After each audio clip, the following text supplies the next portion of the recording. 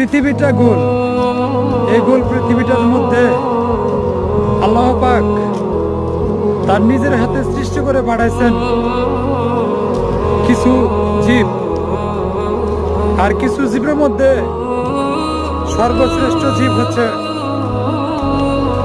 মানুষ।